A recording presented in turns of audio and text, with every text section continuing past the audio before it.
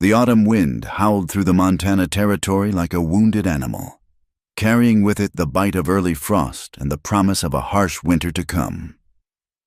The year was 1847, and the land stretched endlessly beneath a sky the color of old pewter, broken only by the jagged teeth of distant mountains. Abigail Thornfield stood on the porch of her cabin, watching the sun sink behind those peaks, painting the clouds in shades of copper and blood. 6 months had passed since they'd lowered Samuel into the hard ground behind the barn. 6 months of wrestling with ornery cattle, mending fences that seemed to break faster than she could fix them, and lying awake at night listening to the wolves howl in the darkness. The other ranchers had been kind enough at first, offering help and condolences in equal measure, but as summer faded into fall, so too had their visits.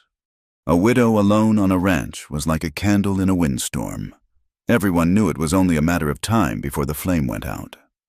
Abigail pulled her shawl tighter around her shoulders, the rough wool catching on her work-worn hands.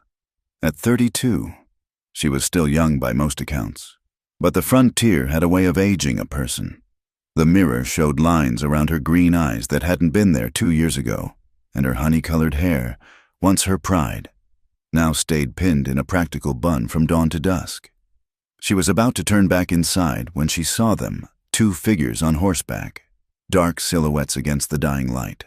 Her hand moved instinctively to the Winchester propped against the doorframe. Travelers were rare this far from town, and those who did come calling after dark rarely brought good news. The riders moved slowly, and as they drew closer, Abigail could make out more details. A man, tall in the saddle, wearing a long duster that had seen better days. Behind him, clinging to his waist, was a smaller figure, a child. They stopped at the gate, and the man dismounted with the careful movements of someone who'd spent too many hours in the saddle.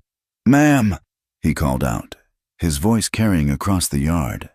"Sorry to trouble you this late. Name's Nathaniel Blackwood. I was told in town you might be needing a ranch hand." Abigail kept the rifle within reach but didn't raise it. "Who told you that?" "Fellow at the general store. Said the widow Thornfield was trying to run her place alone." He paused, then added, "Said you were too proud to ask for help but might not turn it away if it came knocking." Despite herself, Abigail felt her lips twitch. That sounded like old Henry at the store, meddling as always. "And you just happened to be looking for work?" The man removed his hat, revealing dark hair streaked with premature gray and a face weathered by sun and wind. "Truth is, ma'am, we've been riding for near on 3 weeks. My daughter and I, we need a place to winter. I'm a good hand with cattle, can mend anything that's broken, and I don't drink nor gamble. You'd get honest work for fair wages." It was then that the child slipped down from the horse, and Abigail saw her clearly for the first time. A girl, maybe 7 or 8 years old, with tangled dark hair and eyes too large for her thin face.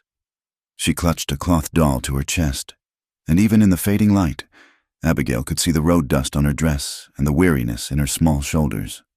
"Papa," the girl whispered, tugging at his coat. "I'm cold." Something twisted in Abigail's chest. She thought of the empty rooms in the cabin, the silence that pressed against her ears each night, the way she sometimes caught herself setting 2 places at the table before remembering. "What's your daughter's name?" she asked, her voice softer than before. "Evangeline," Nathaniel replied, "though she answers to Evie." Abigail looked at them, really looked. The man's boots were worn down at the heels, his clothes mended but clean. The child's dress had been let down at least twice, the hem showing different ages of fabric. But it was their eyes that decided her. She'd seen that particular weariness before, in her own mirror. It was the look of people who'd lost something that couldn't be replaced and were still learning how to carry on without it. "You can put your horses in the barn," she said finally. "There's fresh hay in the loft. When you're done, come to the house. I've got stew on the stove, and it's too much for one person anyway." Relief flickered across Nathaniel's face, though he tried to hide it. "We're obliged, ma'am. Truly." Abigail watched them lead their horses toward the barn, the little girl's hand firmly clasped in her father's. The wind picked up again, sending dried leaves skittering across the yard like tiny bones.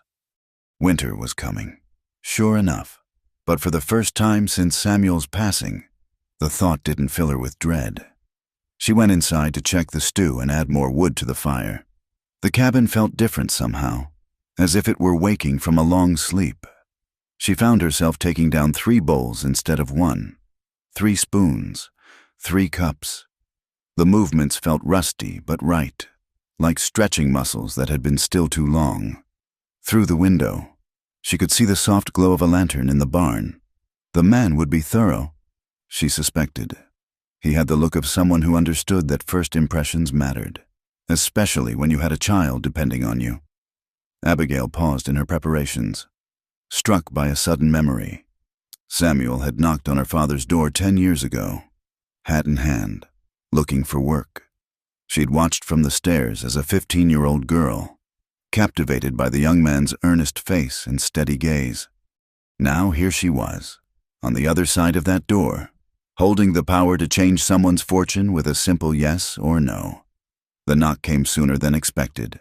When she opened the door, Nathaniel and Evangeline stood on the porch, their faces scrubbed clean with water from the pump. The child's hair had been hastily braided, and she'd changed into a dress that was worn but cleaner than the one she'd arrived in. "Come in," Abigail said, stepping aside. "Warm yourselves by the fire." They entered cautiously, and Evangeline's eyes went wide as she took in the cabin's interior. It wasn't fancy frontier homes rarely were, but Abigail had kept it neat and welcoming. Quilts made by her mother hung on the walls, and Samuel's books still lined the shelf he'd built their first winter together. "It's pretty," Evangeline whispered, then looked up at her father as if afraid she'd spoken out of turn. "It's all right," Abigail assured her. "And thank you. Would you like to help me set the table?" The child nodded eagerly, carefully placing the cloth doll on a chair before following Abigail to the cupboard. Her small hands shook slightly as she carried the bowls, treating them like precious things. Over supper, the cabin filled with something it had been missing: conversation. Nathaniel ate with the careful appreciation of someone who'd gone hungry before, while Evangeline struggled to keep her eyes open between bites. "How long since her mother?" Abigail asked quietly, nodding toward the drowsing child. 4 months, Nathaniel replied, his voice rough. "Fever took her. We had a small place in Wyoming, but after—" He trailed off, then straightened. "Well, sometimes staying put hurts worse than moving on." Abigail understood that truth in her bones. "And you've been traveling since then?" "Working where we could. Harvest season helped some, but most folks don't want to take on a hand with a child in tow." He glanced at his daughter, and his weathered face softened. "Can't say I blame them, but I couldn't leave her with strangers. Not after everything." The fire crackled in the hearth, sending shadows dancing across the walls. Outside, something howled. Wolf or wind.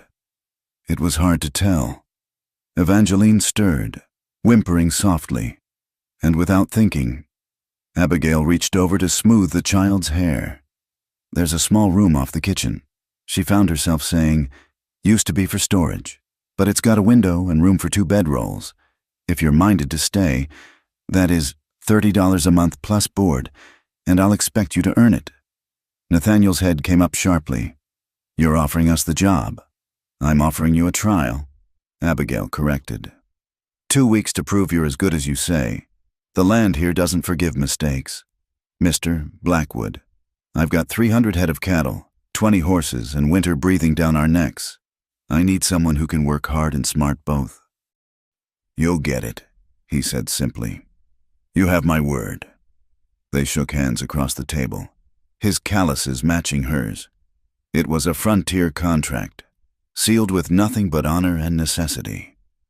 Evangeline had fallen fully asleep now, her head pillowed on her arms, the cloth doll trapped beneath her cheek. "Let me," Nathaniel said, starting to rise, but Abigail waved him back. "Finish your coffee. I'll show her to the room." She lifted the child carefully, surprised by how light she was. Evangeline stirred but didn't wake. her arms coming up automatically to wrap around Abigail's neck.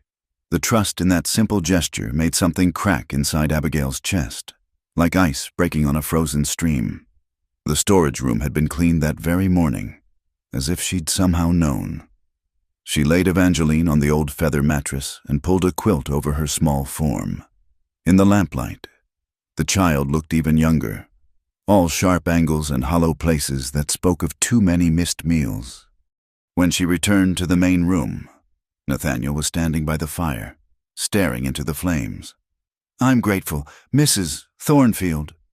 "More than you know." "Abigail," she corrected. "And save your gratitude until you see what needs doing. This place has been fighting me every step since—" She stopped, swallowed. "Well, every step." He turned to face her, and she saw understanding in his eyes. "How long for you? 6 months? Gets easier," he said quietly. "Not easy, but easier." They stood there for a moment, two people carved hollow by loss, finding an unexpected kinship in their shared grief. Then Nathaniel cleared his throat and stepped back. "I'll turn in, if that's all right. Like to get an early start tomorrow." "Sunup," Abigail agreed. "I'll have breakfast ready by 5. He touched his hat brim and disappeared into the small room. Abigail heard him moving quietly, settling his daughter more comfortably, speaking to her in low, gentle tones, though she likely couldn't hear. Alone again, Abigail banked the fire and prepared for bed, but sleep felt far away. Instead, she stood by her window, looking out at the barn, the corrals, the endless sweep of land that had once felt like a promise and now felt like a burden.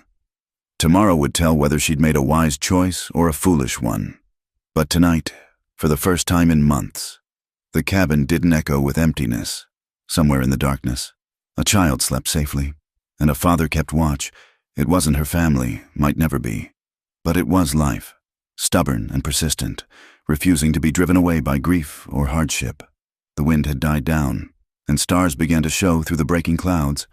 Abigail touched the glass briefly, thinking of Samuel, wondering what he'd make of her decision. Then she turned away and made ready for bed. Tomorrow would come soon enough, bringing with it all the challenges of keeping a ranch alive in unforgiving country. But tonight, she wasn't facing it alone. The smell of coffee and frying bacon pulled Nathaniel from sleep before dawn. For a moment, he lay still, disoriented by the unfamiliar ceiling and the soft breathing of his daughter beside him. Then memory returned. The widow's kindness, the warm meal, the promise of work. He rose carefully, not wanting to wake Evangeline, and pulled on his boots.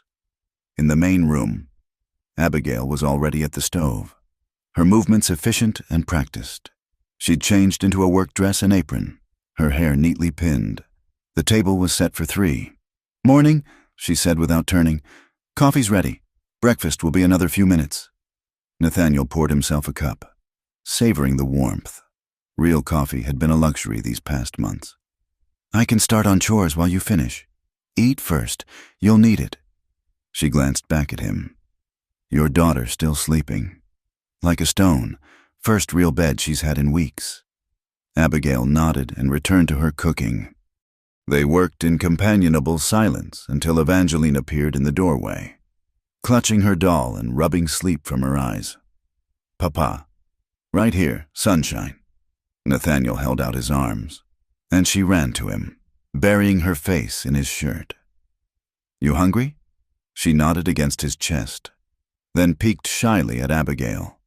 In the morning light, the child looked even more fragile than she had the night before, her dress hanging loose on her thin frame. "Good morning, Evangeline," Abigail said gently. "Would you like some milk with your breakfast?" The girl's eyes widened. "Real milk? Fresh from the cow this morning?" Evangeline looked up at her father as if seeking permission for such luxury. At his nod, she whispered, "Yes, please, ma'am." They sat down to a breakfast of bacon, biscuits, and fried eggs. Nathaniel noticed how Abigail watched Evangeline eat, a soft concern in her eyes when the child carefully hoarded half her biscuit in her pocket. "There's plenty more," Abigail said quietly. You don't need to save it." Evangeline flushed and looked down. "Mama always said not to waste." "Your mama was right. But there's a difference between not wasting and going hungry. In this house, you eat until you're full." After breakfast, Nathaniel prepared to start work, but Evangeline clung to his hand. "Where are you going, Papa?" "Just outside to help Mrs. Thornfield with the ranch. You'll be able to see me from the window." "Can't I come?" Nathaniel hesitated, but Abigail spoke up. "The hen house needs checking for eggs. Think you could help me with that while your papa tends the horses?" Evangeline bit her lip, clearly torn between staying close to her father and the novelty of gathering eggs. Curiosity won. "I could help," she offered tentatively. As they stepped outside into the crisp morning air, Nathaniel got his first real look at the ranch in daylight. The main buildings were sound, but everywhere he saw signs of deferred maintenance: fence posts leaning, gates hanging crooked, equipment in need of repair. A ranch this size was too much for one person, especially with winter approaching. "I'll start with the corral fence," he told Abigail. "That corner section won't last another storm." She studied him for a moment, as if taking his measure anew. "Tools are in the barn. You'll find what you need." They separated, Abigail leading Evangeline toward the hen house while Nathaniel headed for the barn. He could hear his daughter's delighted gasp when the first hen yielded a warm egg. The work was hard but satisfying. As the sun climbed higher, Nathaniel lost himself in the rhythm of it, measuring, cutting, hammering. His hands remembered this dance, even after months of wandering. From time to time, he glanced toward the house, catching glimpses of Evangeline following Abigail like a small shadow. Near midday, they converged at the water pump. Evangeline's dress was dusty, but her face glowed with excitement. "Papa, I collected 12 whole eggs, and Mrs. Abigail showed me how to scatter corn for the chickens, and there's a cat in the barn with kittens. Sounds like you've been busy." He ruffled her hair, his heart lifting at her enthusiasm. It had been too long since he'd seen her truly smile. "The gray tabby had her litter 2 weeks ago," Abigail explained. 5 kittens, all healthy. "Can I see them again after lunch?" Evangeline asked hopefully. "If your father says it's all right." Nathaniel nodded, grateful for the distraction. Keeping Evangeline occupied while he worked had been one of his constant worries on the road. Lunch was a simple affair: cold beef, bread, and preserves, eaten at the kitchen table. Abigail had a map spread out beside her plate, marking water sources and grazing areas. "The north pasture's best for wintering," she explained, tracing the boundaries with her finger. "Samuel always said—" She stopped abruptly, her hand stilling. "Your husband knew the land well," Nathaniel said carefully. "He did." Her voice was steady, but he saw the effort it cost her. "Bought this place 8 years ago with nothing but dreams and determination. Built it up from scrubland to what you see now. He'd be proud you're keeping it going." Abigail's laugh was short and bitter. "Keeping it going? I'm barely holding on. Half the town expects me to sell before first snow." "Will you?" She met his eyes squarely. "Not if I can help it." After lunch, Evangeline curled up on the hearth rug with one of the kittens Abigail had allowed her to bring inside. The doll sat forgotten as she gently stroked the tiny creature, whispering secrets into its fur, watching her. Abigail felt that crack in her chest widen. Does she remember her mother well? Nathaniel paused in cleaning his tools. Some days more than others. The doll was Martha's. Made it for Evie's 4th birthday. He smiled sadly. She talks to it sometimes. Tells it things she can't tell me. Children need their secrets. That they do. He was quiet for a moment. Your husband. Were there children? No. The word came out harder than she intended. We tried for years, but the land doesn't give up its gifts easily out here. I'm sorry. Don't be. Can't mourn what never was. But her eyes lingered on Evangeline, betraying the lie in her words. The afternoon brought new challenges. While checking the barn, Nathaniel discovered several boards rotting in the hayloft floor. dangerous for anyone who didn't know to avoid them. The chicken coop door barely hung on its hinges, and the tool handles were loose, neglected since spring. He made a mental list as he worked, prioritizing what needed immediate attention versus what could wait. By evening, he'd repaired the worst of the corral fence and rehung the coop door. His shoulders ached pleasantly, the kind of tiredness that came from honest work. Supper was a livelier affair than breakfast. Evangeline chattered about her day, the kittens, the chickens, the pretty blue curtains in the kitchen window.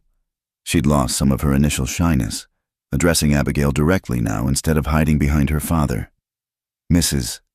Abigail, do you know any stories? What kind of stories? Mama used to tell me about princes and castles." Her face fell slightly. "But I can't remember them all anymore." Abigail considered. "I don't know many castle stories, but my grandmother used to tell me about the old days, when the frontier was even wilder than now. Would you like to hear about the time she faced down a bear with nothing but a rolling pin?" Evangeline's eyes went round. "Really? Really?" She was making pies for a church social when this big black bear came sniffing around her kitchen. As Abigail spun the tale, Nathaniel watched the two of them across the table.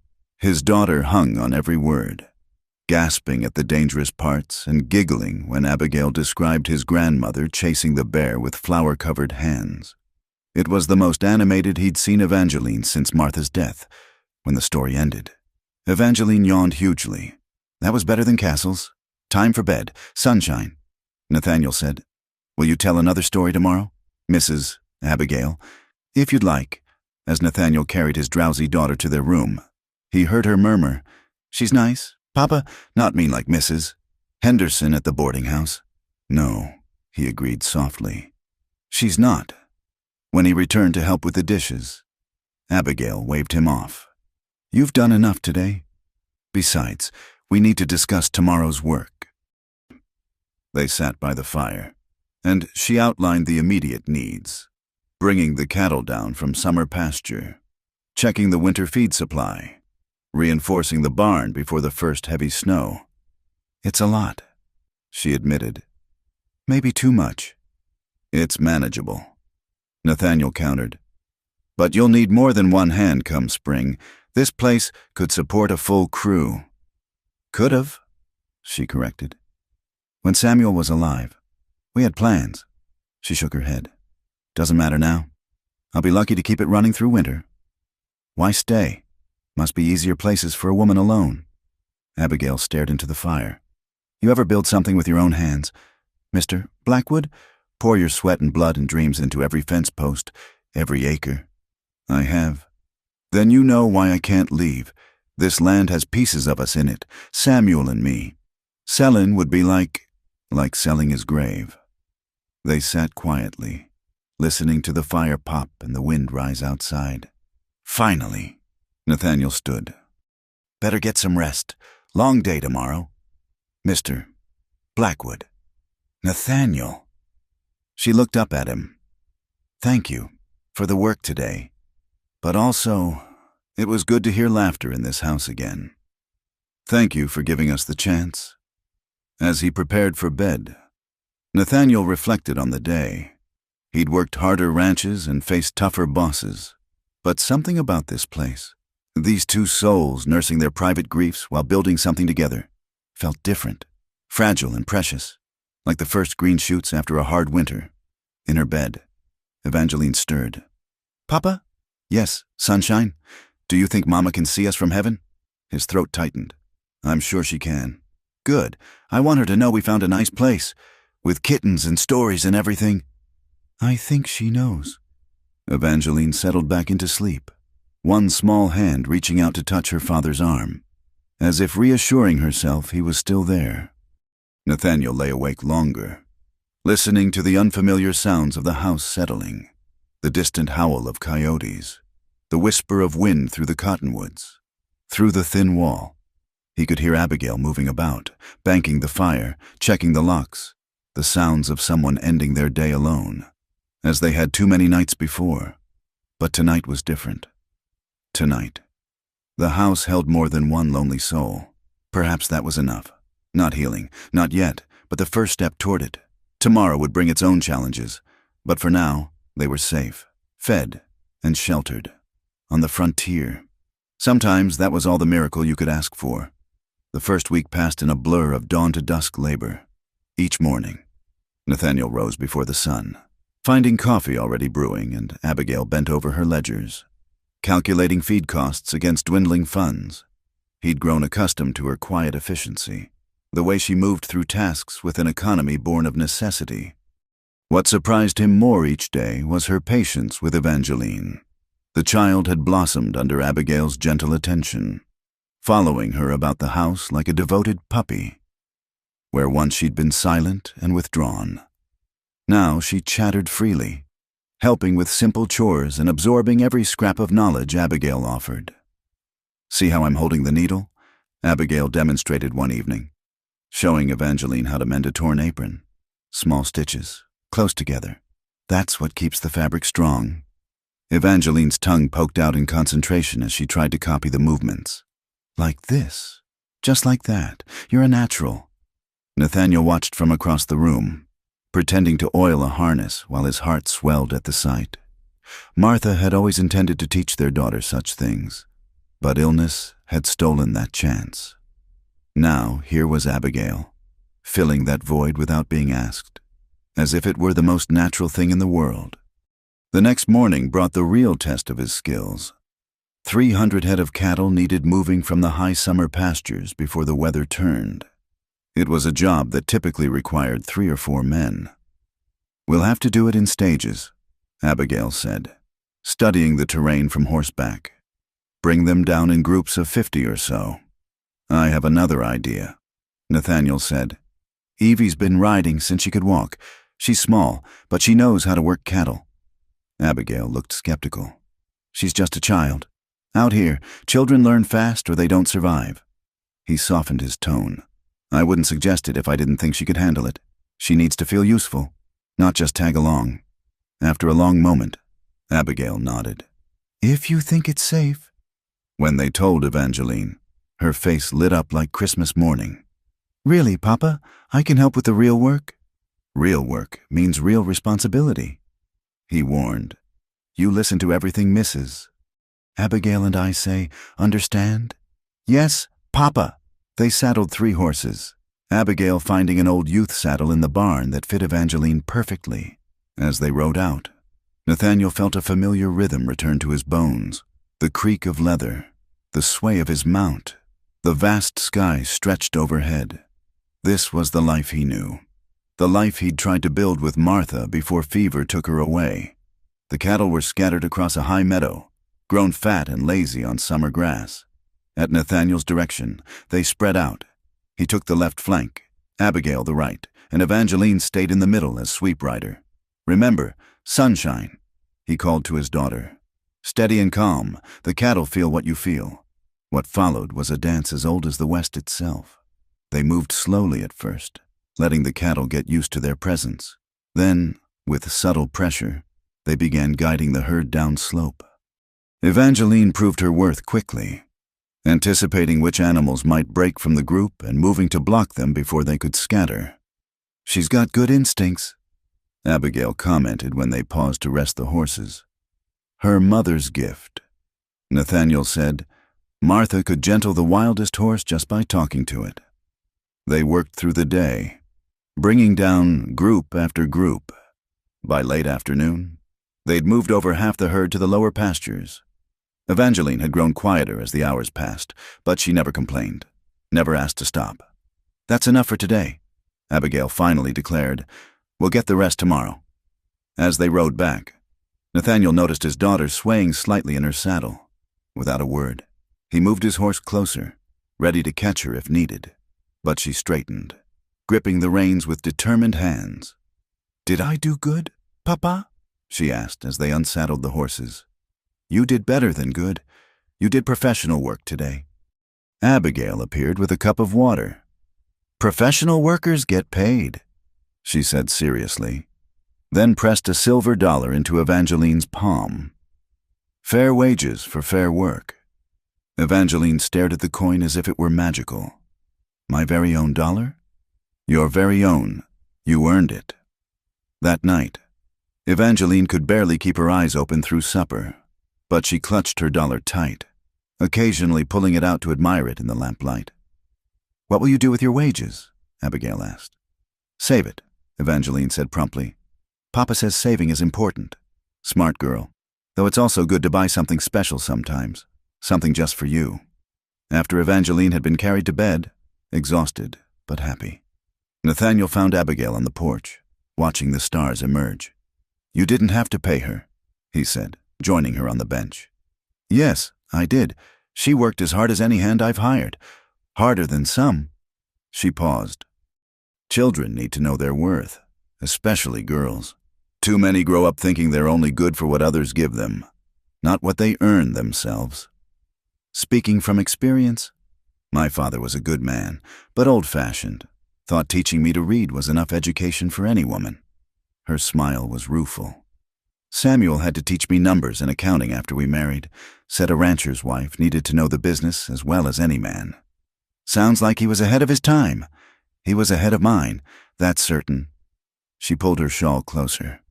I fought him on it at first. Thought he was criticizing my father's judgment.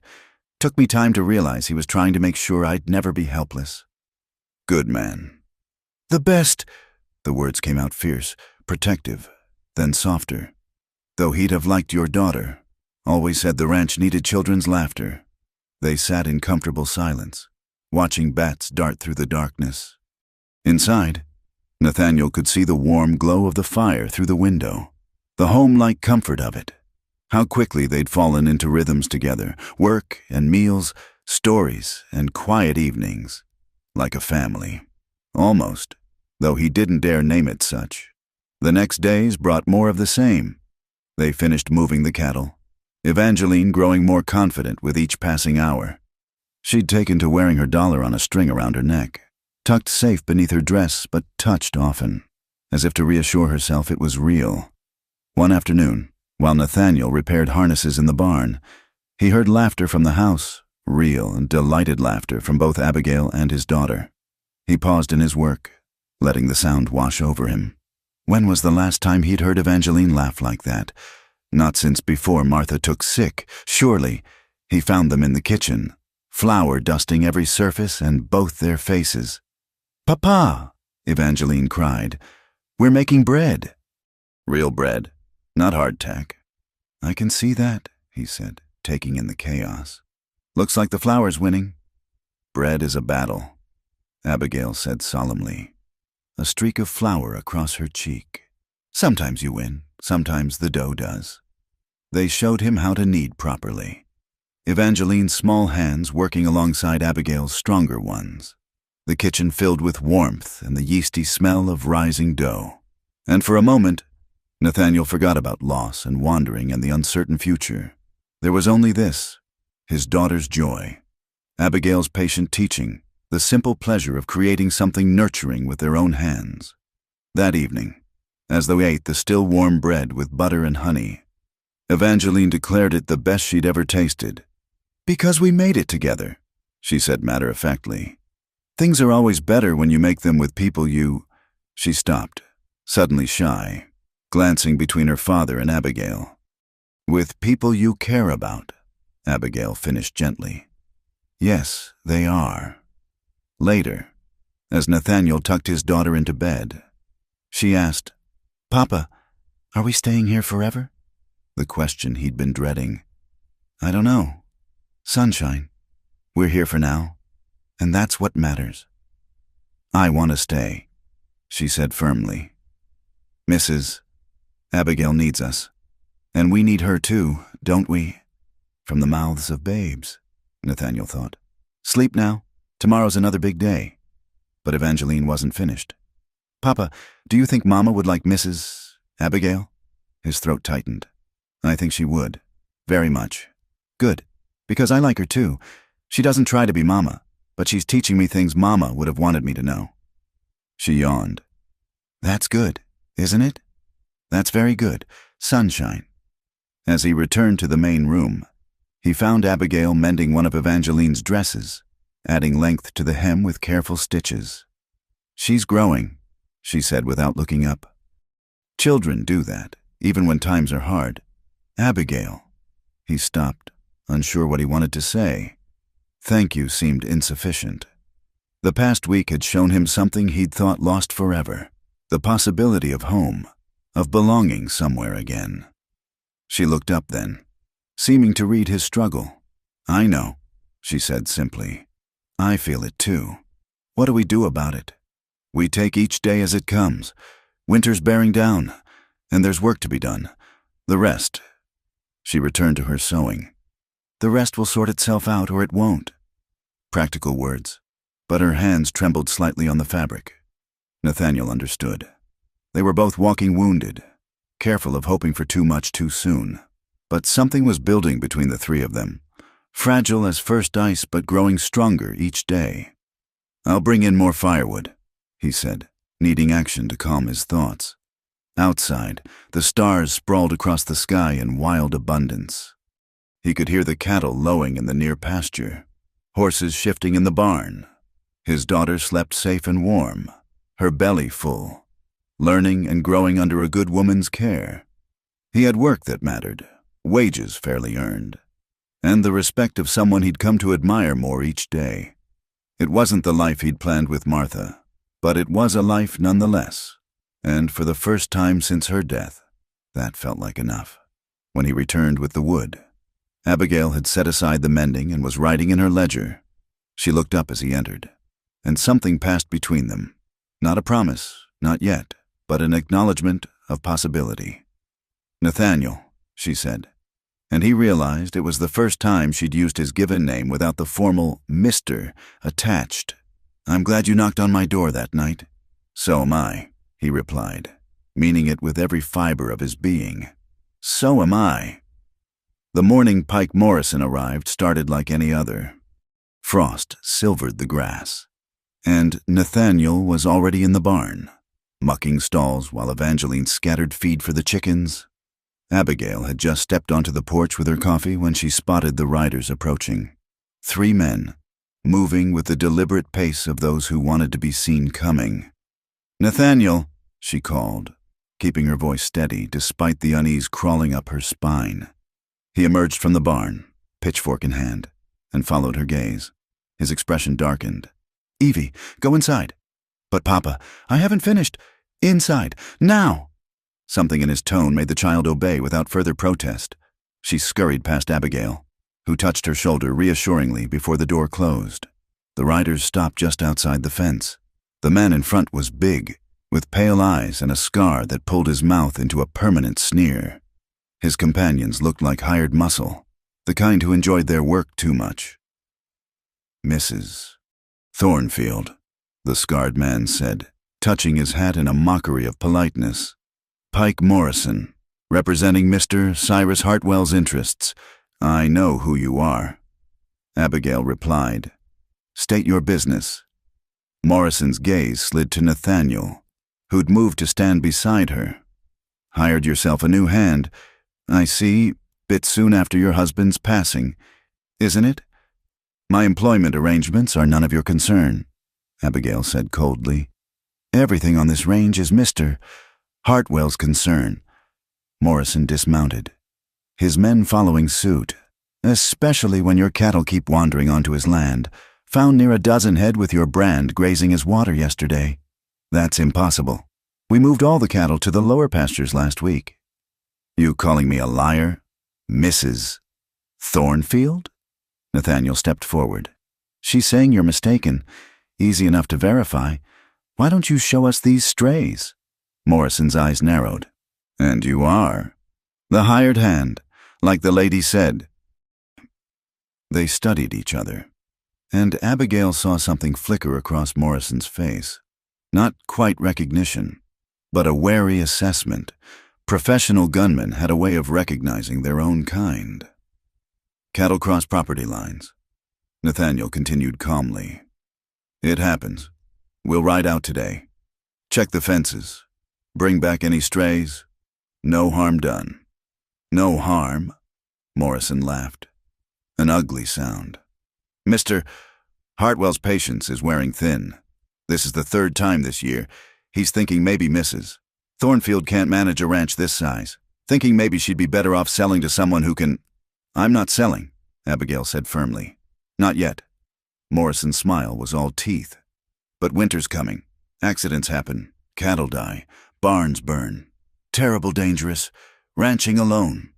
The threat hung in the air like smoke. Nathaniel's hand had drifted closer to his hip, though he wore no gun. That sounds like a threat, Mr. Morrison, Abigail said. Just observing the hazards of frontier life. Ma'am, Mr. Hartwell would hate to see anything happen to such a vulnerable operation. His gaze lingered on the house, where Evangeline's face appeared briefly at the window. Especially with a child about. Dangerous country for little ones. Nathaniel went very still. When he spoke, his voice had dropped to something soft and lethal. You're right, it is dangerous country. Men disappear out here all the time, fall off their horses in the dark, get lost in snowstorms. Sometimes they threaten the wrong people and just vanish. Morrison's hand moved toward his gun, but stopped when Nathaniel smiled. Course, you're just here about cattle, neighborly concern. We appreciate that. Nathaniel's tone had returned to pleasant, but his eyes remained cold. Tell Mr. Hartwell we'll check our fences today. Any strays will be returned promptly. For a long moment, nobody moved. Then Morrison stepped back, something like respect flickering in his pale eyes. See that they are. Mr. Hartwell's generosity has limits. They mounted and rode off. But Morrison turned back once, his gaze finding Nathaniel. You look familiar, friend. We met before. Doubt it. I'm just a drifter working for wages. Funny, you don't sit a horse like a drifter. Morrison wheeled his mount around. Be seeing you. After they'd gone, Abigail realized she was shaking. Nathaniel gently took her elbow and guided her inside, where Evangeline waited anxiously. Who are those men, Papa? Nobody important. Sunshine. Why don't you go check on the kittens? When she'd gone, Abigail sank into a chair. He threatened Evangeline. He threatened all of us. Nathaniel poured her coffee with steady hands, but she could see the tension in his shoulders. Tell me about Hartwell. Cyrus Hartwell owns the biggest spread in the territory. 3,000 head, maybe more. He's been buying up smaller ranches for years, by whatever means necessary. She wrapped her hands around the warm cup. Samuel always said Hartwell had his eye on our water rights. We've got the best year-round stream for miles. And now, with Samuel gone, he figures you're easy pickings. I've had offers, generous ones, or so they seemed.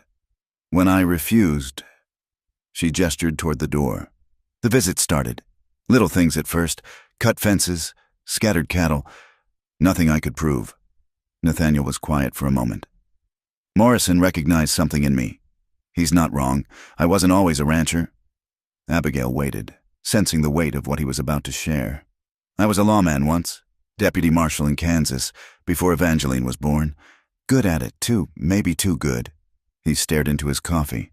Made enemies. One of them came for me at home. Martha was... He stopped, swallowed hard. She was alone with the baby. Got between them and the gun. By the time I got there... Oh, Nathaniel. I killed him. The man who shot her. Killed him and felt nothing but empty.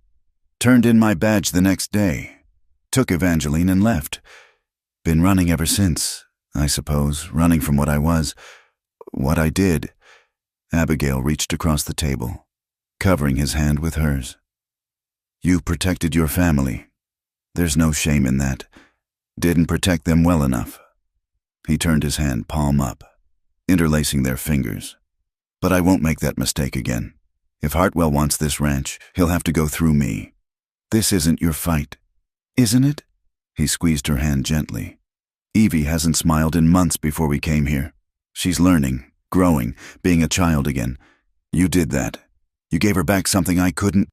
You think I'll let anyone threaten that? They sat in silence, hands clasped across the table.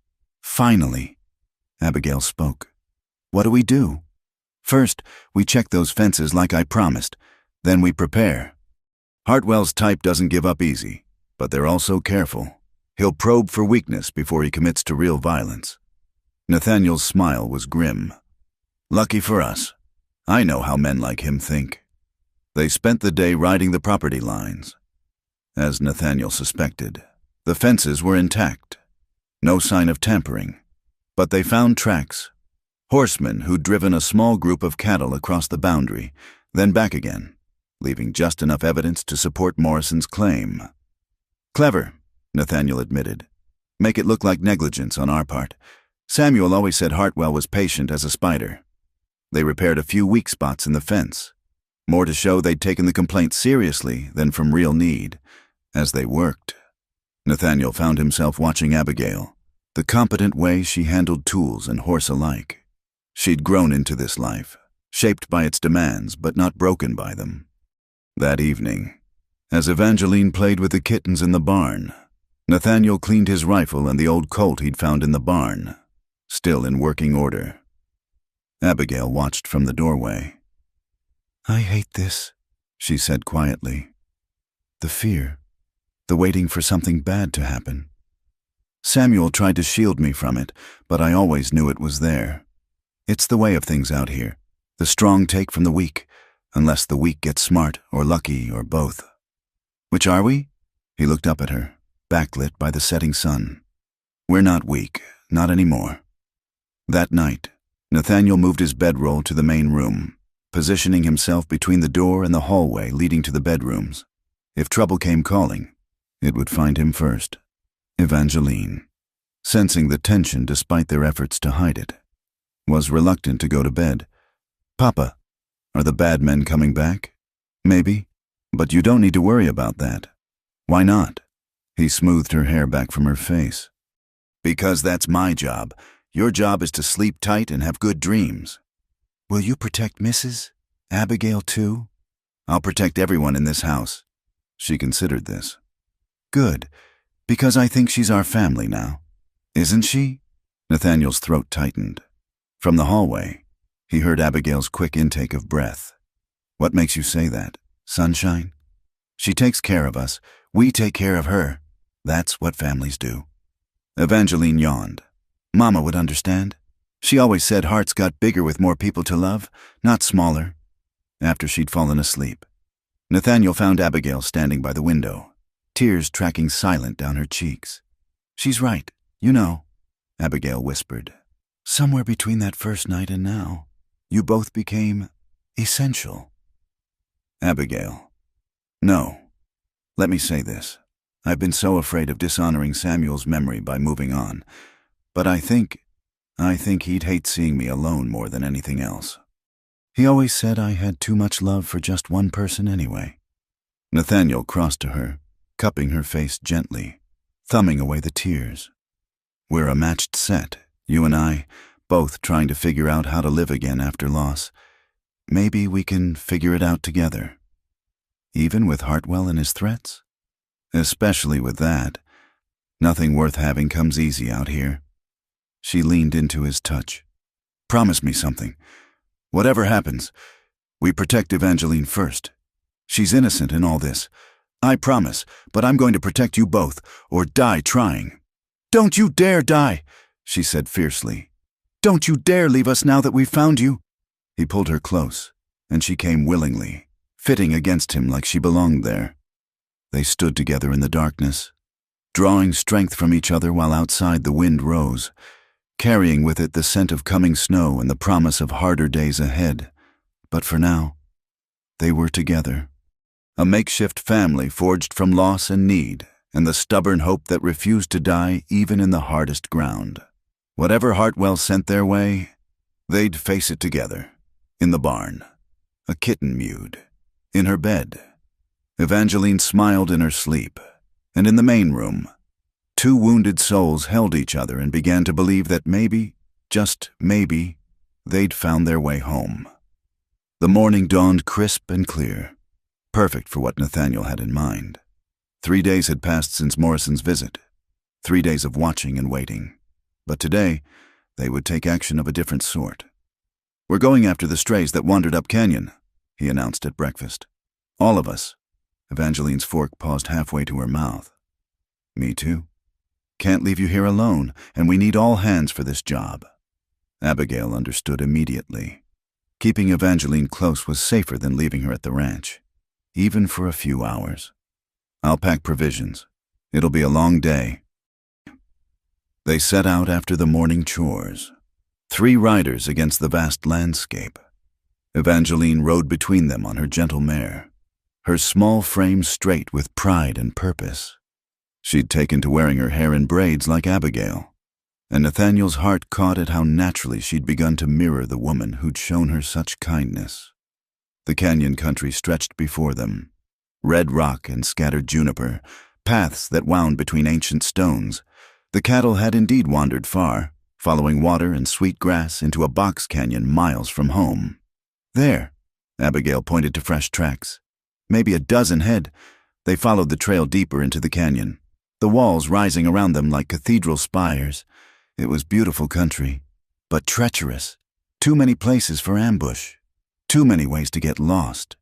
"Stay close, sunshine," Nathaniel warned as Evangeline's mare tried to wander toward an interesting patch of flowers.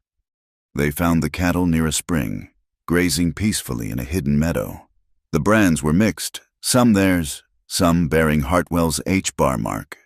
"Well, now," Nathaniel said quietly. "Seems our cattle aren't the only ones who wander. Or someone wanted them to wander together." Abigail observed. "Make it look like we're stealing." They separated the herds carefully, working in the practiced rhythm they'd developed. Evangeline proved her worth again, keeping the scattered animals from bolting while the adults cut out the different brands. It was near noon when they stopped to rest the horses and eat. They made camp by the spring, spreading a blanket in the shade of an overhanging rock. The canyon walls sheltered them from the wind, creating a pocket of warmth in the cool day. "Tell me a story, Mrs. Abigail," Evangeline requested through a mouthful of biscuit. "About when you were little." Abigail smiled. "When I was your age, my family lived in Ohio. Flat country, not like here. I used to dream about mountains and adventures." "Is that why you came west?" "Partly, but mostly I came because that's where life led me." She glanced at Nathaniel. Sometimes the best things happen when we're not looking for them. As Abigail spun tales of her childhood, Nathaniel found himself watching them both, his daughter hanging on every word. Abigail's face animated with memory and humor. The sun filtered through the rocks, casting patterns of light and shadow. And, for a moment, the threats and worries seemed very far away. "Papa's not listening," Evangeline accused, noticing his distraction. "I'm listening," he protested. "Just thinking too." "About what?" "About how lucky we are to be here, right now, together." Evangeline considered this with the seriousness only a child could muster. "Mama used to say that too. She said we should hold tight to the good moments because they help us through the bad ones." "Your mama was a wise woman," Abigail said softly. "She would have liked you." Evangeline declared, "You both know about important things." After lunch, they began moving the cattle back toward home. It was slower going with animals than without, and the afternoon shadows were lengthening by the time they reached more familiar ground. That's when Nathaniel spotted the dust cloud. "Company," he said quietly to Abigail. "Take Evie and the cattle into that draw. Stay out of sight. Nathaniel, please, just until I know who it is." She didn't argue further, recognizing the tone that brooked no discussion. "Come on, sweet pea," she told Evangeline. "Let's water the horses while your papa scouts ahead." Nathaniel rode to higher ground, using a stand of pines for cover. The riders came into view, 5 men, moving fast. Not Hartwell's men, he realized with relief, but neighbors from the surrounding ranches. He recognized Tom Patterson in the lead, a solid man who'd always dealt fair with Samuel. He showed himself, and Patterson raised a hand in greeting. "Blackwood, we were riding out to your place. Glad we found you. What's the trouble?" "Wire fence." Patterson's face was grim. "Someone strung barbed wire across Miller's Creek, right where it crosses the old cattle trail. Jim Hendrick's boy nearly killed his horse running into it in the dark last night." Nathaniel swore under his breath. Barbed wire was a fighting matter in open range country. Hartwell? Has to be. Nobody else would dare. He's trying to close off access to water. Force us all to sell or move on. Patterson looked around. Where's Mrs. Thornfield? Safe. We were gathering strays. Nathaniel whistled. The signal for all clear. Abigail emerged from the draw, driving the small herd with Evangeline's help. The men touched their hats respectfully. Ma'am, sorry to bring trouble, but this affects us all. What affects one affects all, Abigail agreed. That's always been the way out here. They made camp together as darkness fell, the men agreeing it was too late to make town before full dark. The cattle were secured in a rope corral, and soon the smell of coffee and beans filled the air. Evangeline, thrilled by the novelty of so many visitors, helped serve supper with careful hands. The men, rough as they were, showed remarkable gentleness with the child, accepting their portions with grave thanks and complimenting her on her serving skills. Your girl's a natural rancher, Patterson told Nathaniel. Saw her working those cattle earlier. Reminded me of my own daughter at that age. Around the campfire, they discussed the wire fence problem. It was more than just Hartwell's usual harassment. It was a declaration of war against the open-range tradition. We could cut it, one man suggested. Done it before when folks got too grabby. Well, and have the law on us. Another countered. Hartwell's probably counting on that. What we need, Nathaniel said slowly, is to make it more trouble than it's worth. Hartwell's a businessman. Hit his pocket, and he'll think twice. How? Unity. We work together, share resources, support each other. Make it clear that pushing one of us means fighting all of us. He looked around the fire. How many small ranchers between here and town? Maybe 15, 20 if you count the real small operations. That's enough to make a statement. Organize, pool resources for supplies, so Hartwell can't squeeze anyone out through the merchants he controls. Share water rights legally, with proper documentation. Make it impossible for him to pick us off one by one. Patterson nodded slowly. Could work, but it'll take trust. Not everyone gets along out here. They'll get along better than they'll like being forced off their land, Abigail said firmly. Samuel always said the small ranchers needed to band together. Maybe it's time. The talk went on late into the night. Evangeline fell asleep against Abigail's shoulder, and Nathaniel watched as she adjusted the child more comfortably, covering her with a blanket without waking her. The gesture was so naturally maternal, it made his chest tight. You've done well for yourself, Blackwood, Patterson observed quietly. The widow Thornfield is a fine woman, and your girl clearly adores her. We're not, that is, I work for her. Patterson's smile was knowing. Sure you do. And I'm the Queen of England. He grew serious. Don't wait too long, friend. Good things don't last out here without someone fighting to keep them. One by one, the men rolled into their blankets, leaving Nathaniel on watch. Abigail stayed up with him, Evangeline still sleeping against her. We should move her to her bedroll, he said softly. Let her be. She's comfortable. Abigail stroked the child's hair absently. She was brave today. You've raised her well. I've just tried to keep her alive and safe. You've taught her how to live. They sat quietly, listening to the night sounds, the distant yip of coyotes, the rustle of wind through grass, the occasional stamp and blow from the horses. The fire burned low, casting dancing shadows on the canyon walls. What you said about unity, Abigail murmured. It could work, but Hartwell won't take it lying down. No, he won't. Things will likely get worse before they get better. I'm not afraid. Not anymore. She looked at him across the dying fire. Having something worth fighting for makes all the difference. Yes, he agreed, his eyes never leaving hers. It does. Evangeline stirred, mumbling something about angels and horses. Abigail soothed her back to sleep with gentle touches and whispered reassurances, watching them. Nathaniel felt that now familiar ache of possibility. of a future he'd thought lost forever. In the morning, they'd return to the ranch and begin organizing the resistance to Hartwell's ambitions. There would be danger and hardship, no doubt. But tonight, under the vast canopy of stars, with his daughter safe in Abigail's arms and good men ready to stand together, Nathaniel allowed himself to hope. The fire crackled, sending sparks spiraling upward like prayers. Somewhere in the darkness, a night bird called, and its mate answered. The sound echoed off the canyon walls, a reminder that even in the wildest places, no one had to be alone. Should wake Patterson for his watch, Nathaniel said eventually. In a minute, Abigail replied, her hand still gentle on Evangeline's hair. Let's just be here for another minute. So they sat together in the firelight, a makeshift family bound by loss and hope and the fierce determination to protect what they'd found in each other. Tomorrow would bring its challenges. But tonight, they had this, the warmth of the fire, the safety of numbers, and the quiet certainty that whatever came next, they'd face it together. The smell of smoke woke Nathaniel from a dead sleep.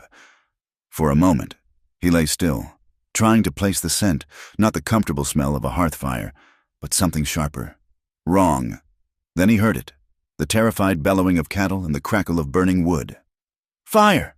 He was on his feet, pulling on his boots. Abigail, the barn's on fire! She emerged from her room already dressed, her face pale but determined. Evangeline. I'll get her. You start on the water buckets.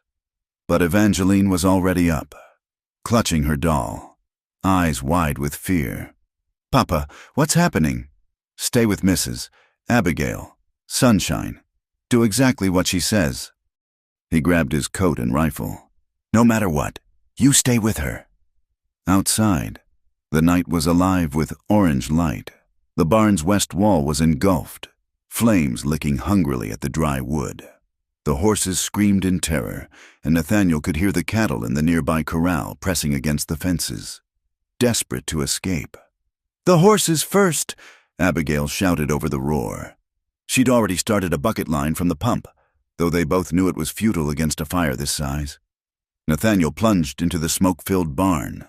The heat hit him like a physical blow, but he pushed forward. Throwing open stall doors, the horses needed no encouragement. They bolted for safety the moment they were free. He counted as they ran. 1, 2, 3. Where was the fourth? Through the smoke, he saw her, Evangeline's gentle mare, pressed against the back wall, too terrified to move. He grabbed a blanket, threw it over her head, and let her out, coughing and stumbling through the thickening smoke. Papa! Evangeline's scream cut through the chaos. She broke free from Abigail and ran toward him. Buttercup! She's safe, baby. She's safe. He passed the mare's lead to his daughter, then turned back to the disaster. The fire had spread to the roof now, sending burning debris raining down. There was no saving the barn, but if they could keep it from spreading to the house. The cattle! Abigail pointed to the corral. The press of frightened animals had broken through one section of fence, and cattle were scattering in all directions, some running toward the flames in their panic. Together, they worked to direct the stampeding animals away from the fire. It was dangerous work. 300 pounds of frightened beef didn't care what stood in its way. More than once, Nathaniel had to pull Abigail out of the path of charging cattle. By the time they'd gotten the herd moving away from the buildings, the barn was beyond hope.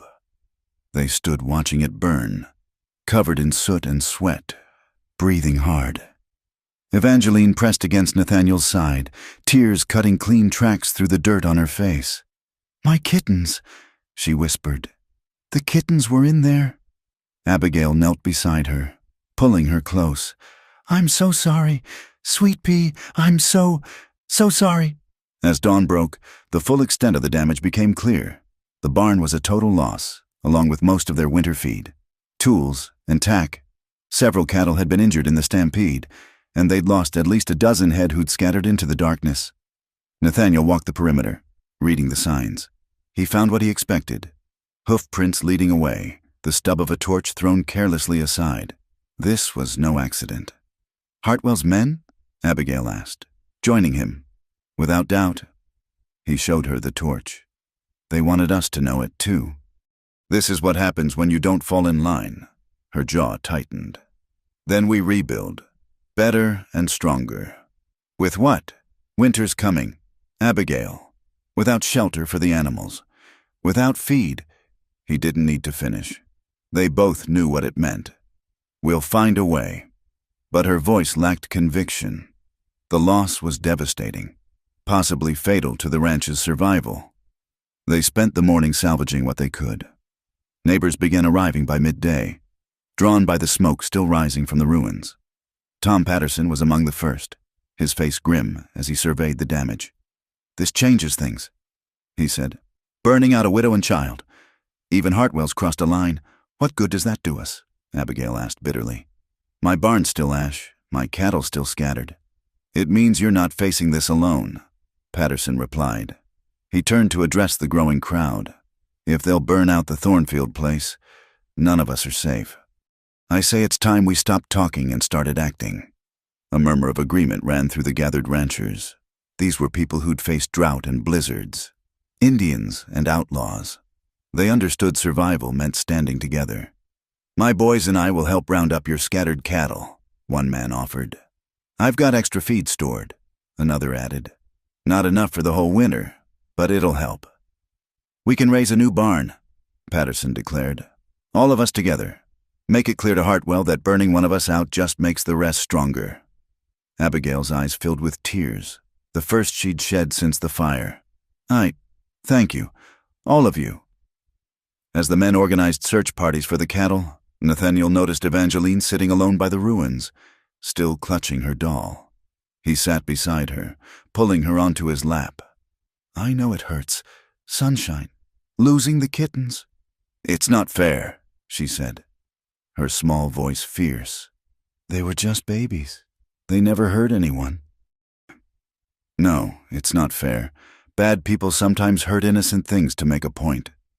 Will they come back? Will they burn our house too?" Nathaniel's arms tightened around her. "Not if I can help it. You can't stay awake forever. Papa, even you need to sleep sometimes." The simple truth of it hit him hard. She was right. One man couldn't protect them indefinitely. But maybe one man didn't have to. That evening, as the sun set over the blackened ruins, something remarkable happened. Wagons began arriving from neighboring ranches, loaded with lumber and supplies. Women brought food. Men brought tools and willing hands. By nightfall, the yard looked like a small tent city. "We'll start at first light," Patterson announced. "Frame first, then walls. If we work together, we can have her raised in 2 days." Abigail stood before them all, struggling for words. "I don't know how to thank you all." "No thanks needed," an older woman said firmly. "Today it's your barn. Tomorrow it could be any of ours. That's how we survive out here, together or not at all." As the gathering settled in for the night, Nathaniel found himself on watch again. But this time, he wasn't alone. Men took shifts, keeping guard while others slept. The message to Hartwell was clear. The small ranchers would no longer be picked off one by one. Abigail joined him by the dying fire, bringing coffee. "I've never seen anything like this. All these people coming together. It's what Samuel would have wanted, what he was working toward." She was quiet for a moment. "He would have liked you, respected what you're doing here. I'm just trying to keep us safe." "No, it's more than that. You've given them hope, shown them they can fight back." She paused, then added softly, "You've given me hope too." Before he could respond, a shout went up from one of the watchers. Riders approaching. Nathaniel was on his feet instantly, rifle ready. But as they came into the firelight, he saw they weren't Hartwell's men. It was Marshal Brennan from town, accompanied by 2 deputies. The lawman's weathered face was unreadable as he surveyed the scene. The burned barn, the assembled ranchers, the armed guards. "Mrs. Thornfield," he touched his hat. "Heard you had some trouble. Our barn was burned. Marshal, deliberately." "That's a serious accusation. You have proof?" Nathaniel stepped forward. Torch stubs, track leading away. Pretty clear what happened. Brennan studied him. You're the new hand, Blackwood, isn't it? Heard you used to wear a badge yourself. Used to. Now I just work cattle. The marshal dismounted, his deputies following suit. Well, I'll need to investigate. Can't have folks taking the law into their own hands. Burning property. Goes both ways. That rule. The implied warning was clear. Stay within the law, or face the consequences. But there was something else in Brennan's manner. A careful neutrality that suggested he wasn't entirely in Hartwell's pocket. We're just rebuilding a barn. Marshal, Patterson said. Nothing illegal about neighbors helping neighbors. No, nothing illegal about that. Brennan walked through the crowd, making his presence known. Just remember, all of you, I'll enforce the law equally. That means no vigilante justice, no matter how righteous you feel. Are we clear? A chorus of agreement rose from the assembled ranchers. They understood the game. Stay legal. Give Brennan no excuse to act against them. As the marshal prepared to leave, he paused near Nathaniel. Heard you were good with a gun, back in Kansas. I was good at keeping the peace, Nathaniel corrected. Still am. See that you remember the peace part. Brennan's voice dropped. Hartwell's got deep pockets and a long reach, but he's not the only power in this territory. Push comes to shove. The law has to mean something, or we're all just animals. After the marshal left, the mood was subdued but determined. The battle lines were drawn now, clear for all to see. Tomorrow they'd raise a barn, not just to replace what was lost, but as a statement of defiance. Evangeline had finally fallen asleep in Abigail's bed, worn out by fear and grief. Nathaniel checked on her, smoothing her hair gently. In sleep. She looked even younger, more vulnerable. We'll protect her, Abigail said from the doorway. All of us will. She's already lost so much. If anything happened to her, nothing will, not while I draw breath. The fierceness in her voice surprised them both. She's become like my own. Nathaniel, I hope that doesn't overstep. He turned to her, seeing the uncertainty in her eyes. You could never overstep. You've given her what I couldn't, a mother's love. I see it every day, in 1,000 small ways. And you've given me purpose again, a reason to fight for this place beyond mere stubbornness. She stepped closer. Whatever comes next, we face it as a family, the three of us. He kissed her then, soft and certain. A promise sealed not with words, but with the simple pressure of lips and the sharing of breath. When they parted, her eyes were bright with unshed tears. We'll rebuild, she whispered. The barn, the herd, all of it. And Hartwell will learn that some things can't be burned away. Outside, the guards kept watch, and the assembled neighbors slept under stars, ready to rise with the dawn and build something stronger from the ashes.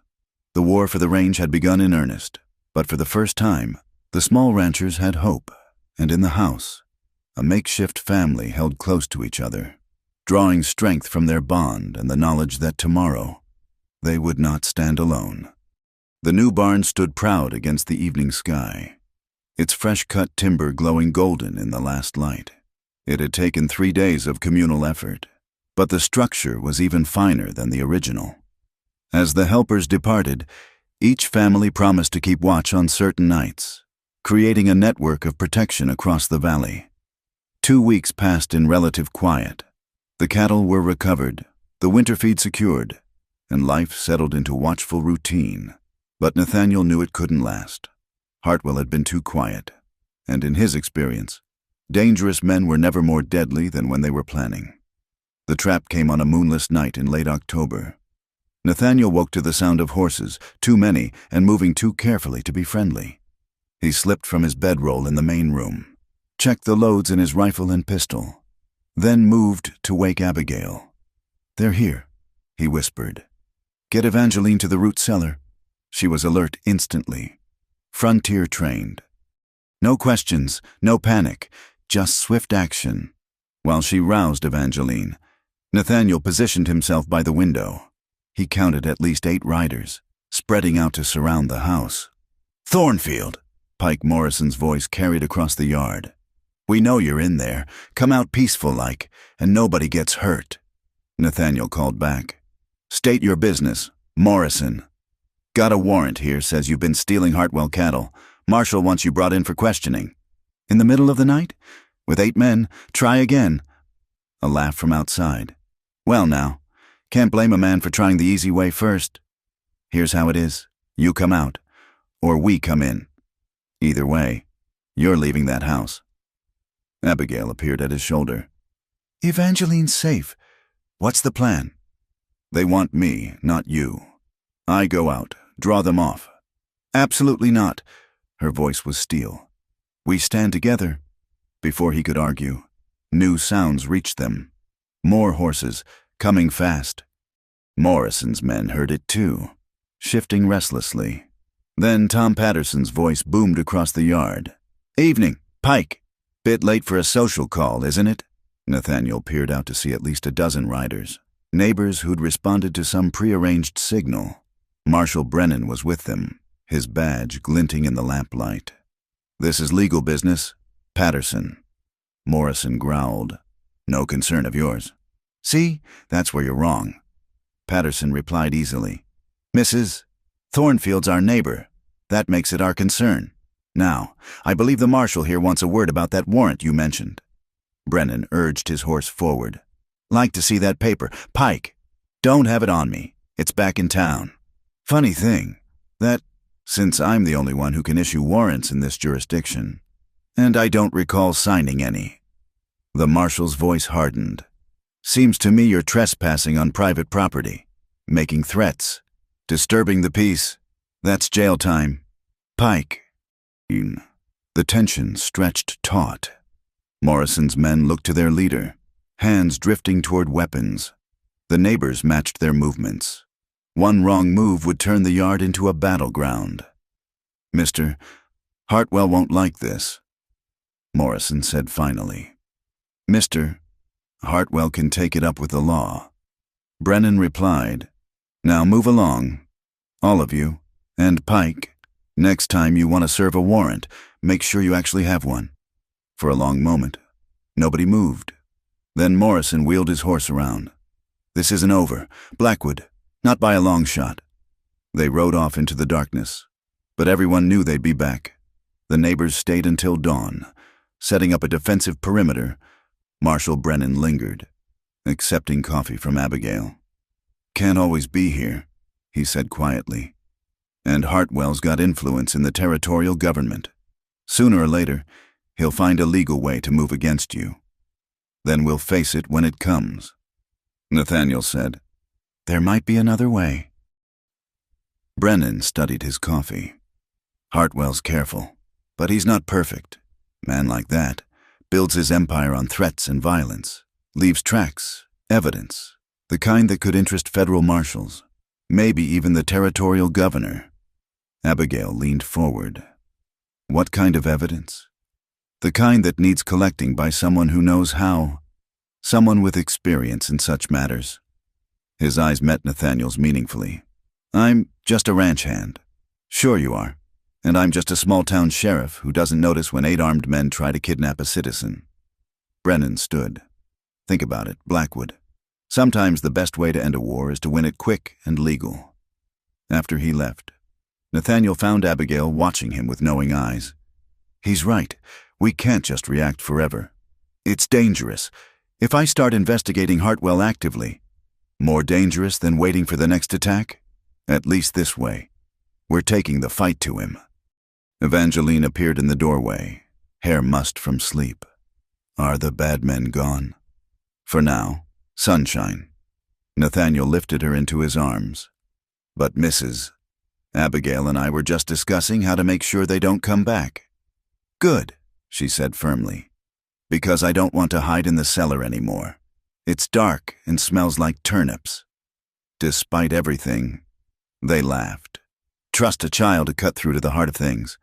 Over the next days, they developed their plan.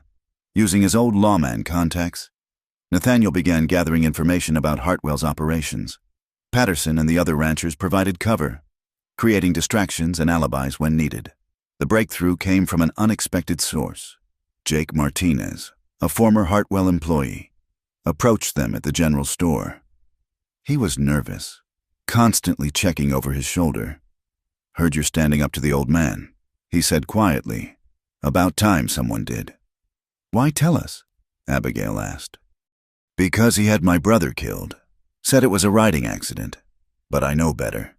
Miguel was about to testify about Hartwell's land fraud schemes. He pulled out a worn notebook. Miguel kept records, dates, names, amounts, how Hartwell would force out small holders, then file false claims on their land. Nathaniel examined the notebook. It was damning, if it could be verified. "Why didn't you take this to the law before? You think Morrison's the only one on Hartwell's payroll, but Marshal Brennan, he's different, and now with all you folks standing together." Martinez shrugged. "Maybe now someone will listen." They arranged to meet Martinez again in 2 nights to get more details, but when the time came, he didn't show. They found his body the next morning, at the bottom of Widow's Canyon. Another accident. He knew the risk. Nathaniel said grimly. "Died trying to do right. Then we can't let it be for nothing." Abigail replied. The notebook, hidden in Abigail's flower bin, became the center of their investigation. Nathaniel verified entries, tracked down witnesses, built a case that would stand up in court, all while maintaining the pretense of simple ranch work. The attack, when it came, was swift and brutal. Nathaniel was in the barn when he heard Evangeline scream. He ran for the house to find Pike Morrison holding his daughter, a knife pressed to her throat. 2 men held Abigail between them. "Evening, Blackwood," Morrison said pleasantly. "Now, here's what's going to happen. You're going to get that notebook and any other evidence you've collected. Then you're all going to take a little ride." "Let them go," Nathaniel said, his voice deadly calm. "Your issue is with me. See, that's where you're wrong. You all know too much now." Morrison's grip tightened on Evangeline, who whimpered. "The notebook, now." Nathaniel's mind raced, calculating angles and odds. Then he heard it, horses approaching fast. But Morrison heard it too. "Sounds like we're running out of time," he said. "The notebook, or I start cutting." "It's in the house, kitchen cupboard, behind the dishes." "Get it," Morrison ordered one of his men. The rider returned quickly with the notebook. Morrison flipped through it, satisfied. "Good. Now we—" The barn door exploded inward. Tom Patterson and Marshal Brennan burst in, guns drawn, followed by a dozen armed neighbors. In the confusion, Nathaniel moved. He struck like lightning, his fist connecting with Morrison's knife hand. The blade went flying as Evangeline twisted free, running to Abigail. Morrison went for his gun, but Nathaniel was faster. The 2 men grappled, crashing into the wall. Morrison was bigger, but Nathaniel fought with the fury of a father protecting his family. They rolled across the floor, each trying to gain advantage. A shot rang out. Morrison jerked, his eyes widening in surprise. He looked down at the spreading red stain on his shirt, then at Nathaniel, who held the smoking pistol. You shot me," Morrison gasped. "You threatened my daughter?" Nathaniel replied coldly. Morrison fell to his knees, then forward. He was dead before he hit the ground. The barn erupted in shouting and movement. Morrison's men, seeing their leader fall and facing overwhelming odds, threw down their weapons. Marshal Brennan took charge, arresting the survivors. "Self-defense," he declared loudly. "Everyone here saw it. Man was holding a knife to a child's throat." But there was more drama to come. One of Morrison's men, seeking leniency, began talking. It was all Hartwell's doing, the burnings, the threats. Even Martinez Hartwell ordered it all. "Will you testify to that?" Brennan asked. The man nodded frantically. "Just keep me alive long enough to do it." Nathaniel knelt beside Evangeline and Abigail, gathering them close. They were shaking but unharmed. "It's over," he whispered. "You're safe now." Is he dead?" Evangeline asked, not looking at Morrison's body. Yes, sunshine. He can't hurt anyone anymore. Good, she said fiercely, then burst into tears. As the marshal's men cleaned up the scene, Brennan approached Nathaniel. That notebook Martinez died for. We'll need it for evidence. It's all yours. Nathaniel handed it over. Enough there to put Hartwell away. With witness testimony? More than enough. Federal marshals will be very interested in this. Brennan paused. You did good. Blackwood, your lawman instincts saved lives today. I'm no lawman, just a rancher protecting his family. Brennan smiled. If you say so, but if you ever want that badge back. Thanks, but no.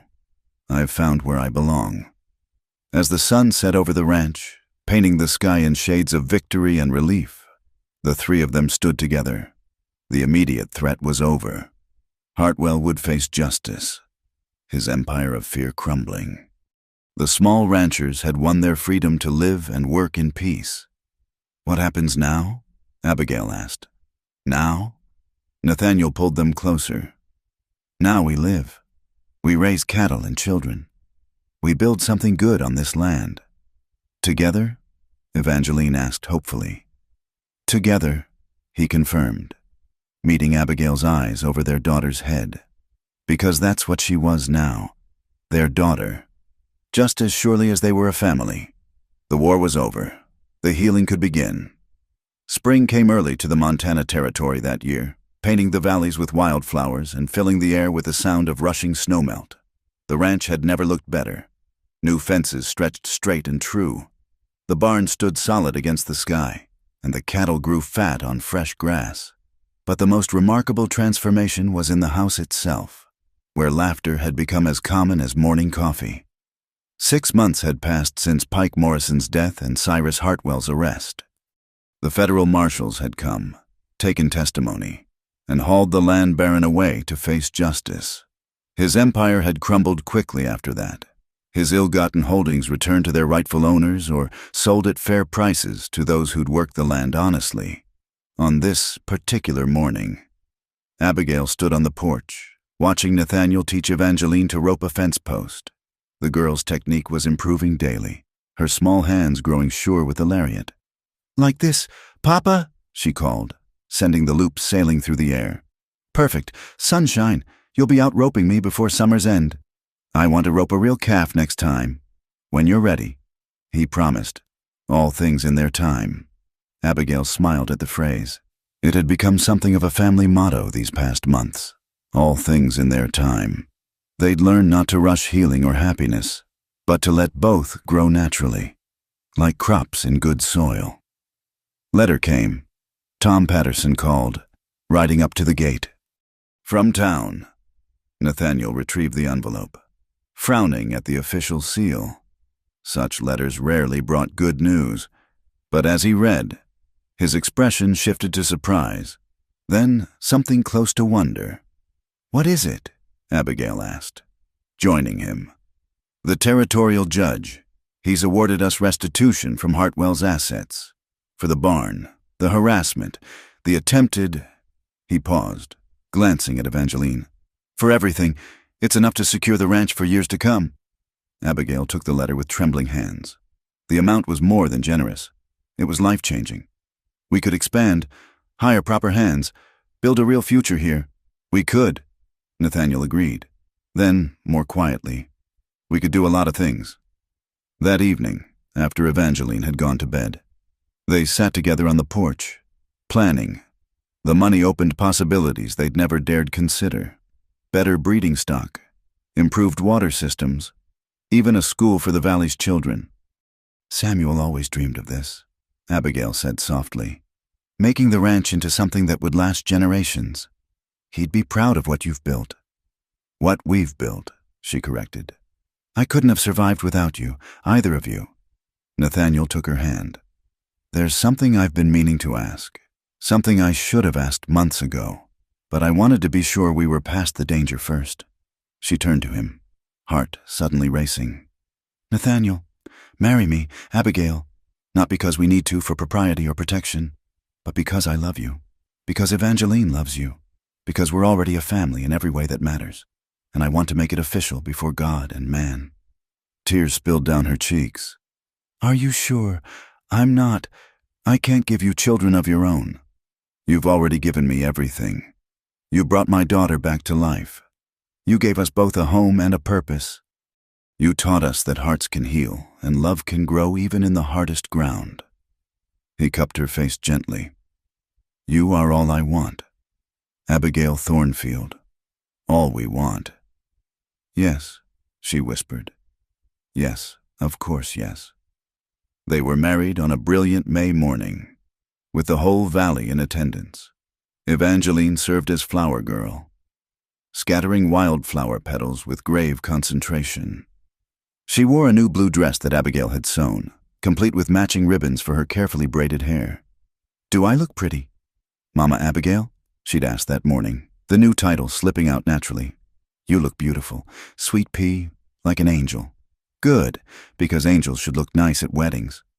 The ceremony was simple but heartfelt, conducted by the circuit preacher under the big cottonwood tree. When Nathaniel kissed his bride, the assembled crowd cheered loud enough to startle the cattle in the near pasture. Tom Patterson, serving as best man, clapped Nathaniel on the shoulder. "About time, friend. We were starting to take bets on when you'd get around to it." The reception lasted well into the evening. Tables groaned under the weight of food brought by neighbors, and the sound of fiddle music drifted across the range. Children ran wild between the dancers, Evangeline leading a pack of them in some complicated game involving the barn cats. As the sun set, Marshal Brennan approached the happy couple. "Wanted to give you the latest news. Hartwell was convicted on all charges. He'll be spending the next 20 years behind bars." "Justice," Abigail said simply. "Indeed. And there's something else." Brennan produced an envelope. "This came through official channels. Seems the territorial government is looking for honest folk to serve as local magistrates. People who understand both law and community. Interested? Blackwood?"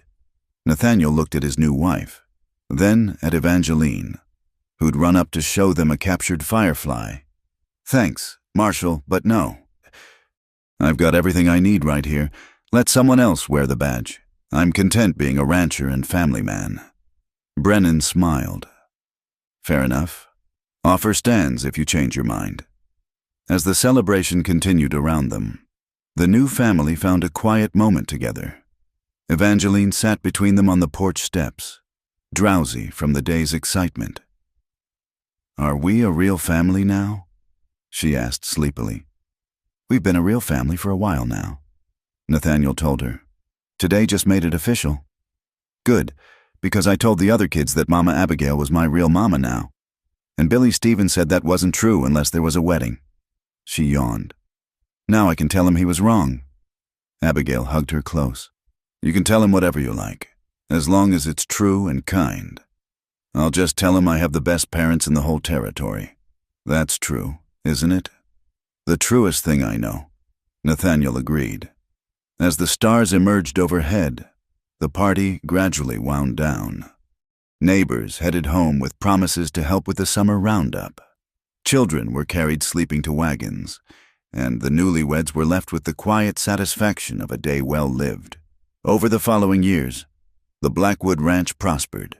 They hired good men, expanded their holdings honestly, and became pillars of the growing community.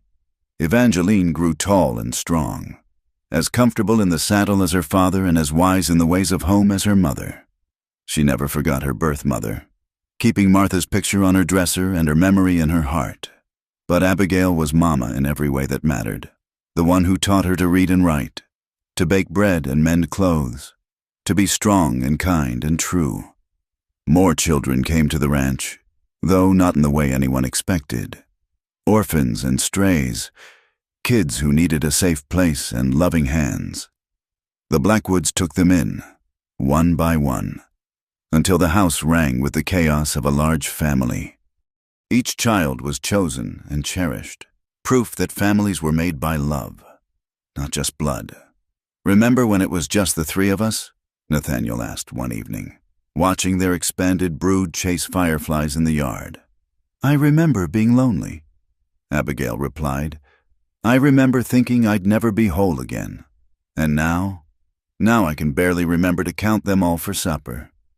She leaned into his embrace. "Samuel was right. You know, this land needed children's laughter. It just took a while to find the right children. And the right time," Nathaniel added. "All things in their time." As full dark settled over the ranch, they called the children in for bed. There was the usual cheerful chaos of washing faces and finding nightclothes, of stories demanded and songs requested. Evangeline, now 13 and helpful, assisted with the younger ones, her patience seemingly endless. "You'll make a good mother someday," Abigail told her as they tucked in the last child. "I learned from the best," Evangeline replied simply, later, as Nathaniel and Abigail sat on their porch, the same porch where he'd first knocked on that cold autumn night. They reflected on the journey that had brought them here. "Did you ever think, when you opened that door, that this is where we'd end up?" he asked.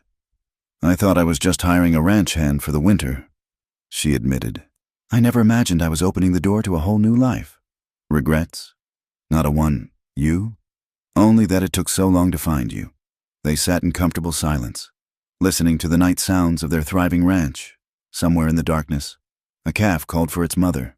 The barn cats hunted mice in the hay, and upstairs, their children slept safe and loved, dreaming whatever dreams children dream when they know they're home. "I love you, Mrs. Blackwood," Nathaniel said, as he did every night. "And I love you, Mr. Blackwood," she replied, as she always would. The moon rose over the Montana mountains, silver light painting the land they'd fought to save and the home they'd built together. It hadn't been the life either of them had planned, but it was the life they'd been given, and they'd made it beautiful. From sorrow had come joy, from loneliness, family. From a desperate knock on a widow's door had come a love story as enduring as the land itself. And in the morning, there would be coffee and breakfast, chores and laughter, work and rest, all the simple blessings of a life well lived. But for now, they sat together in the darkness, two souls who'd found their way home to each other, grateful for second chances and the courage to say yes when love came knocking. All things in their time. And their time was now, and always, and forever enough. Thank you so much for listening to this Wild West love story. I hope you enjoyed following Abigail, Nathaniel, and little Evangeline on their journey from loneliness to love, from strangers to family. Where are you listening to this story from? Please comment below and let's connect. Don't forget to subscribe to the From Wild West channel and share your thoughts about this tale of courage, hope, and second chances on the frontier. Your support means everything, and I'd love to hear what touched your heart in this story.